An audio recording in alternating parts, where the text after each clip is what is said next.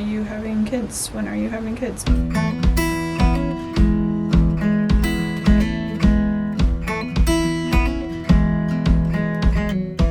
Hey there guys, welcome back to Calico Cow Acres. It is New Year's Eve, so it's December 30th. We are still kind of working on our 2-year anniversary / 2024 recap video, so we figured we'd sit down and do a quick Q&A video. And you guys sent us a bunch of questions on Instagram and YouTube, so we're gonna go through those and just try and answer as many as we can before it gets dark. We got like a little less than 30 minutes, so we're gonna do our best. Do you still have Plank? I don't know. He's either in the attic or he's in the basement somewhere. Not in the attic. Is Frank in the attic? I don't know. Hunter put something in the attic. It might have been Plank. Maybe. Plank was sitting on our stairs to the basement for a long time. It's probably in the basement. I think he's in the basement. We haven't gotten rid of him. I don't know where he is though. Yeah. What is your favorite Christmas cookie? I'm gonna say like the candy cane twists because He likes the red dye. I'm gonna say the candy cane twists because it's more Christmassy than the chocolate chip cherry pistachio cookies, which are maybe also my favorite, but they're not like specifically a Christmas cookie. That's fair. But we only make them at Christmas. Yeah. I feel like mine's just a sugar cookie. I really love sugar cookies. But I like the Rolo peanut butter blossoms. Ooh, those are really good. Did you get your cats Christmas presents? Yes. Yes, we did. Yes. But who else are we going to get Christmas presents for? They got treats. They got a couple bags of treats. They got a couple toys, and they got a greenhouse. Santa brought them a little cardboard scratcher greenhouse, and then just another little lounging scratcher thing, because they love the cardboard scratchies. Will we get to see Hunter again soon, and is he single? I don't know. To both of those. His YouTube channel is Tossing Plastic. Ask him yourself. No question, but I just wanted to say your cats are so cute. Thank you. They're adorable. They also know. I can't wait to see Taylor tackling that undergrowth. Happy holidays. That's not a question, but I thought I should read that too. Which undergrowth? All of it. Oh. The brush. Yeah, I guess I should start filming that. Soon. Will you clean your landfill eventually, or do you have plans for it? Well, the first plan is to get animals over there eating the kudzu, because right now, like this time of year, we could feasibly clean some of it, but even with everything being dead, there's so many vines grown over there. Yeah, it's like a mesh at this point. Like they're just intertwining. You'd probably spend 5 minutes moving vines to get a single little piece of trash, and it would actually take a lifetime. So the first part of our plan is to get animals that will eat that stuff, probably some goats. We'll see about hopefully soon. See about sheep. Those might find their way into our life. We've for been other influenced. reasons. The surface level stuff that's kind of up closer by the road, I think there's a lot of loose trash that's like fairly exposed. We could probably clean up, and we would like to, but that is a pretty deep gorge that is filled in with a lot of, I mean, we don't know. It's got a lot of dirt pushed over it too. Yeah, so we went over there a couple days ago, and the deepest part of the gorge is probably like 40 feet below where like the top of the property is, which is where it starts. And that's completely filled in with trash. And by trash, it's like concrete, like pavement chunks and very large things. And it's also sort of like partially filled in with dirt, so there's not really a gorge there anymore. It's kind of just like a dip, and you're walking on trash the whole time. For reference, this is like a 2-acre section of our property. It's not like a little area. It's 2 acres that's like sprawled wide with trash, but then 40 feet deep in a good chunk of it. And towards the bottom, from what we can tell, like the deepest parts seem to be like concrete logs. Yeah. I'm sure construction wood that probably has nails and all sorts of junk in it. And there's also, you can tell by the water that comes out of there that there's probably a lot of metal down there. It's like rusty water. I don't know what our like end-all be-all plans are for that area, but we do plan to try and clean up parts of it that are accessible to us. And then the part that's like really, really deep filled in with, they were intentionally filling it in with whatever they could, the big stuff. We'll probably end up having to backfill that in and just leaving it be, unfortunately. You would have to excavate a large. You'd have to literally excavate an acre, probably like 20 feet deep, Yeah. to clean it all, and that's just not really something we'll have the ability to do. So, like we said, a lot of the really deep stuff hopefully isn't too dangerous. We're planning to put a bermed greenhouse over there where we'll have like beds inside the greenhouse that aren't using that dirt over there. I don't really feel comfortable growing food in that dirt, but we might do flowers over there eventually. Yeah, and if we did like really clean up the surface level stuff and hopefully over time backfill it a little bit, it could turn into a meadow or, like a pasture area if we have goats and stuff. But yeah, there's no way we could really dig out the whole thing and clean it up. Do you plan on having the homestead to eventually earn money, like selling meat, eggs, etc.? We already do sell eggs, not right now because they're kind of taking a break, but in the spring and summer when they're laying way more than we could possibly eat, we have been selling eggs. We have like a handful of customers that come back every week or two, and we sell as many eggs as we need to. Like, I don't have any problem getting rid of extra eggs. And then as far as meat goes, probably not. Like, if it would be me having to do it by myself if I were to ever raise meat here, which I don't really see that happening at this point. But I do like the idea, like I said, maybe doing a you pick flower patch over in the kudzu jungle eventually. That's a later down the line thing, but I like that idea. And then tea is still a potential thing that we're hoping to do. Yeah, we could still maybe do a tea garden, like 100, 200 tea plants or something like that. And then eventually, too, hopefully, our orchard's going to grow way more fruit than we can use. Yeah. So that would, again, probably just be like a local produce stand. Yeah, we'll have a farm stand at the road eventually. That's part of the plan. We're doing this more because we enjoy it and for ourselves. And at this point, I don't really see myself doing like farmers markets or anything.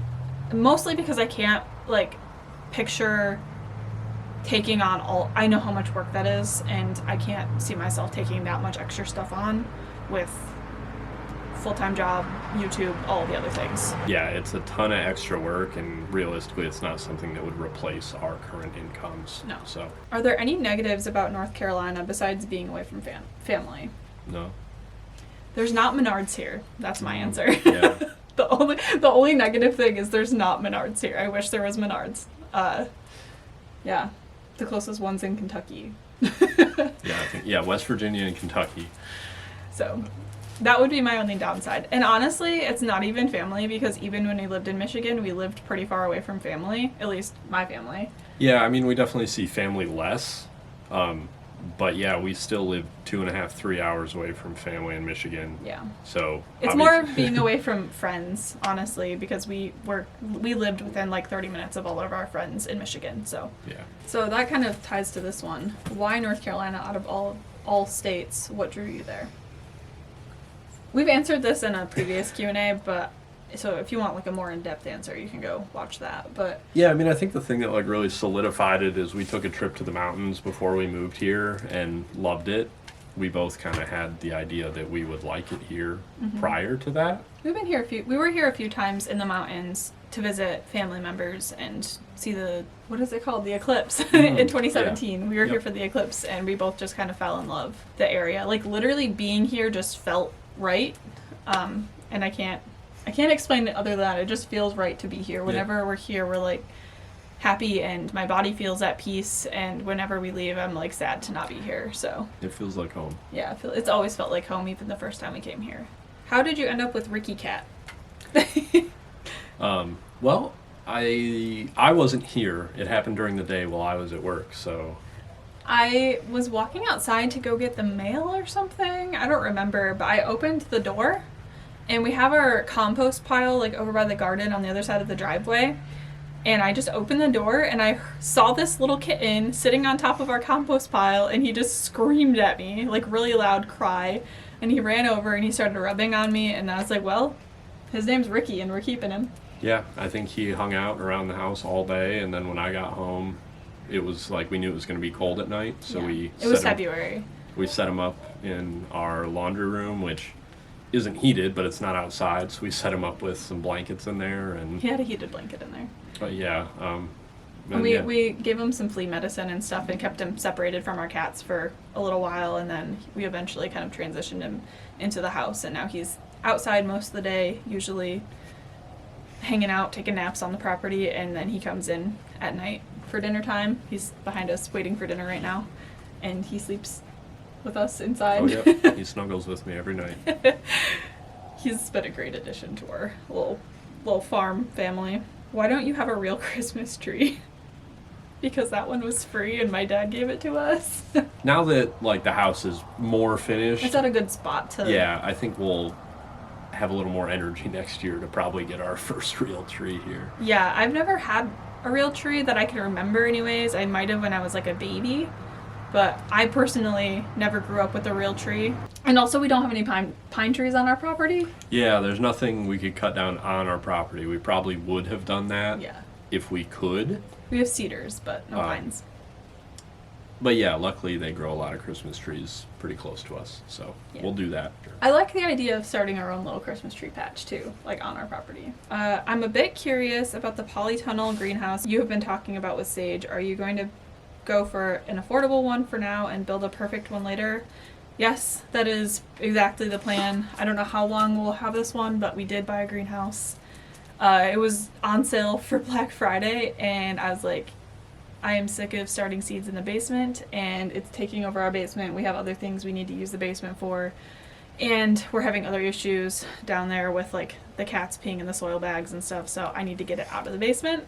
And so we got a really cheap greenhouse. We are going to be working on that later this month, hopefully getting it up late January, and I'm excited. It's not a polytunnel. Sage got a high tunnel and a greenhouse. We just got the greenhouse, so we didn't go all out. Yeah, I think it's just like an aluminum frame with like the poly panels. Yeah, right? The polycarbonate panels, yeah. I'm excited for that because it's going to be a good way to gauge how much space we need in the greenhouse, how it functions for us, and just all of that, and as well as like the general location in the garden, because later on we want to do a slightly bigger one out there that's wood framed and like a permanent one. Yeah.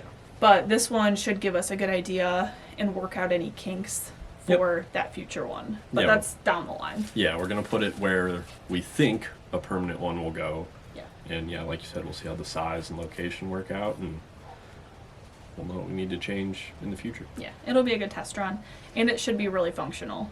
Have you made any new friends down south, or is it always just the two of you? Will family ever move to you? We actually have a pretty good little friend group down here now. Yeah. Like, we don't see each other like every week or anything, but at least once a month or so we usually get together with friends and do some sort of activity. I've really been enjoying having people to our house. Like, that's something I've always wanted to do, but we've always lived in like a little apartment or had like tons of people that we've lived with, like roommates, or in the camper or in a construction zone. And so having a house that's finished enough to host people is really nice, and I love being able to like have friends over and cook for people and just hang out. I could maybe see my parents or like my dad. Who knows? I mean, I doubt my mom would move here. I don't see my family moving here. Yeah, I don't know. We'll see. Our parents don't have any like push to leave Michigan, really. You've mentioned that you studied architecture. Is architect your end goal? Short answer, no. I did study architecture. I have a master's degree in architecture. I do not want to be an architect by any... I don't think that was ever really like something that I wanted to fully be. I like design and I like designing things. I work in residential architecture right now. I work at a design build firm. It's like a really small company, and I work remotely right now, and we do a lot of houses and renovations and smaller projects like that, and I actually really enjoy that. It's like it encompasses all of the things about architecture that I like without having to go through the cost of taking all of the tests, the stress of taking all of the exams that you have to take, and just like there's so much liability with it, and I already have such bad anxiety that the thought of taking that on stresses me out. So I'm in it for design. The end goal of being like a licensed architect really isn't something that interests me. I think end goal for me, like my creative side, is doing what we're doing here. Like, this is what fuels me. I love doing YouTube. I love filming videos, and editing videos is really fun for me. So like content creation is really what I enjoy doing the most, and content creation around what we're doing here it feeds my creativity a lot. What major issues have you had along the way and how have you overcome them? We love your channel and you've definitely given us some inspiration while creating our very own homestead. Well, thank you. And honestly, the price of everything. Yeah, it can be hard to like always sustain a project financially, always be doing something. You know, it is stuff that we want to do for us and stuff we want to do for the house and the property. So it's very worth it. Yeah, I don't know. Some things are harder than others, but I don't remember things as far as hardship goes. It's just kind of I mean, every project has something that comes up that's like a wrench in your plans. Or like the whole project is a wrench in your plans where you're not planning to do that project until later and something comes up and makes it more urgent. Just like the cost of living right now and being able to set aside money from paychecks for whatever project we're working on like in the moment and making sure we have enough money to do so is always a challenge. And then also trying to save for longer term projects at the same time. And then time, the availability of time is my other biggest struggle. I don't know about you, but like I feel like there's just so many things on the to-do list that something's constantly getting pushed off. So not having enough time to do everything that I would like to get done is definitely a thing, because we're usually working on projects on nights and weekends only. Like that's when we can work on projects. Yeah, I mean, I think there's, you know, you'd always like things to go a little quicker, a little smoother. I've gotten better at expecting things to take longer. So that doesn't really bother me as much anymore.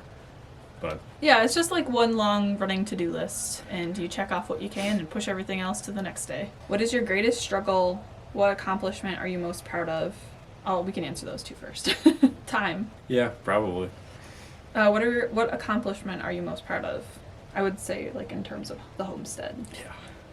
I want to say like finishing our house to the point that we have and doing the fireplace. That was really hard. And drywall. Yeah, I mean, probably the house. I think it has turned out really, really good. Mm-hmm. The amount of food we've grown in just 2 years here is kind of crazy, and like what we've preserved and all sorts of things. Okay, so the second half of this is more info on how you prep meals since you have to accommodate vegan needs, and what are any future plans you have.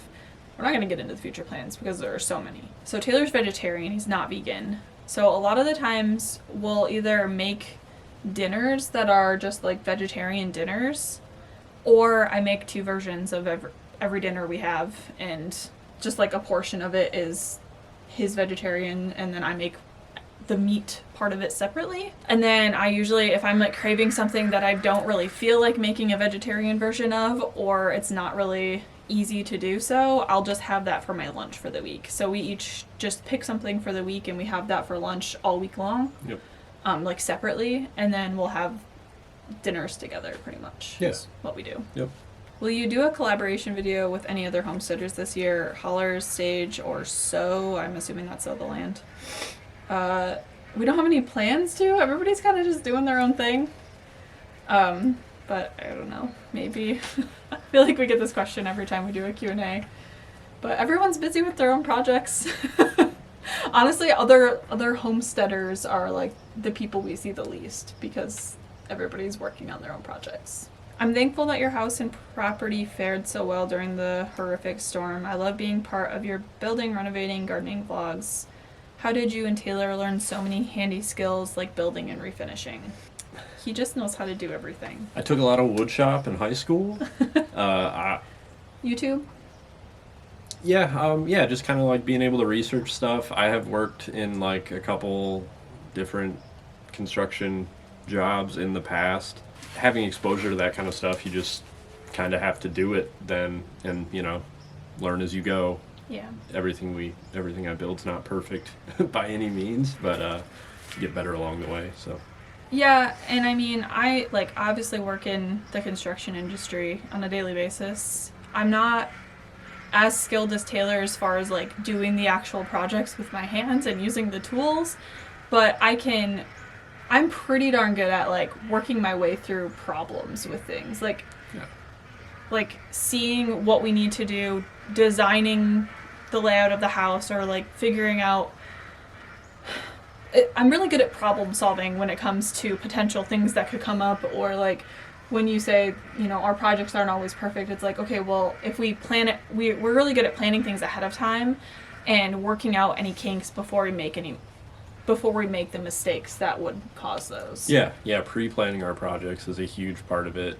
Yeah, and I mean, a lot of the times our projects are things that we plan out for months in advance. Like, how long have we been talking about our goat shelters and the basement layout? We've changed the future basement layout. We've changed 20 times now. Like, just constantly adjusting to like what our future needs are, what our current needs are, what we're thinking about. Things that come up, we're just like, oh, that's going to be a problem. We should change that for this project. We do a lot of iterations of things. Okay, difference between Thanksgiving and Christmas meals from a non-U.S. citizen. I don't really know for other people, but we kind of do like the same things every year, I would say, for the most part. We have like our set holiday meals. I would say growing up, it was Thanksgiving is for turkey and Christmas is for ham. That's the meals. But for you? Growing up, yeah. So growing up, we always had the same exact foods that I remember for Thanksgiving and Christmas. We always had Thanksgiving turkey at my grandma's, and then my mom and dad would make like the exact same things, turkey for Christmas. But my dad didn't eat pork, so we didn't ever have ham. This year and last year, we did turkey for Thanksgiving, which I filmed both the last 2 years. So if you're interested in what we made, go watch those. Yeah, and I think that we, for our meals, you know, now we kind of have like set special side dishes, and we do more sides, and like it's just kind of more of a bigger meal. Yeah, I mean, Thanksgiving usually takes me like 3 days to prepare, and Christmas is like a 2-day thing. But for vegetarian stuff, if you're curious, Taylor usually has cranberry meatless balls, is what we call them. They're meatless meatballs, with like a balsamic cranberry sauce. And then, what do you have? Stuffed, it's like a cream cheese and stuffing stuffed mushroom. And then for Christmas, we do like chicken fried tofu, yeah. which is really, really good. Actually, I usually have some of that with ham now that I'm making my own food for Christmas. I do ham on Christmas and turkey on Thanksgiving. What are some homesteading things to do before you can afford to buy property? I would say learning how to can was the first thing I did, and growing anything you can, whether it's houseplants or peppers in pots on your balcony or patio or just outside steps or something. So obviously our last house, we had a really small, a pretty standard suburban yard in Metro Detroit. We had a handful of raised beds, and we could have had more.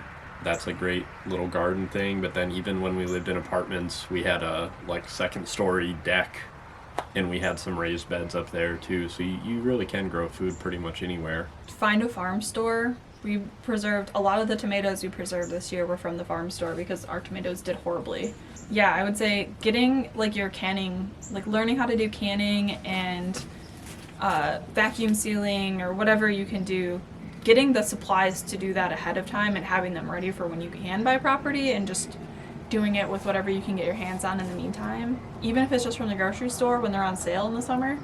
I did that when we first started out. I got Walmart peaches and Walmart corn and taught myself how to can. Okay, and the last question is Three Rivers Challenge, ? You don't even know what that is. No idea.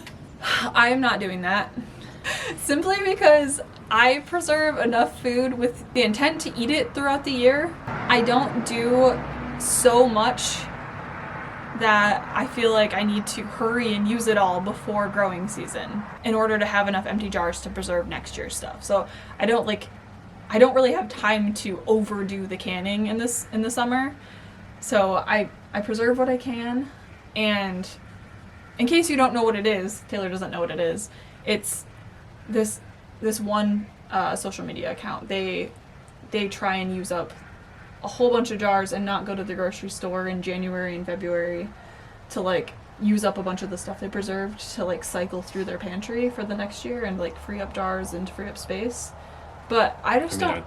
I think that's what we do. Yeah, it's like a make your own rules type of thing. And I think the person who hosts it, she just doesn't go to the grocery store and like they eat from their pantry for like 2 months straight to save money and to like cycle through stuff. But it's only the two of us, and I just don't really feel like we need to do that. Like, I don't preserve so much that it's excessive, and I need to try and like hurry and get through it. We use a lot of our canned stuff like every week. Yeah. And I'm comfortable with that. And also just, this is the season where I'm trying to get ready for garden season and rest a little bit and work on other projects. And doing a challenge doesn't sound like what I want to do, because to be completely honest, life is a challenge. And yeah, I just don't need to take on more things. I'm gonna go put the ducks in. All right. It's dark. It's dark. You can't see us. I'm gonna have to adjust the color on this so you can actually see me. That's the last question. We'll probably do another one of these in 6 months or so, because I like to do these a couple times a year just to catch up on questions, hang out with you guys, and happy 2025, happy new year. I hope it's a good year for all of you. Thank you so much for watching, and we'll be back with another video hopefully very soon. It's going to be a 2024 recap of everything we accomplished on the homestead this year. So we'll see you in the next one. Bye guys.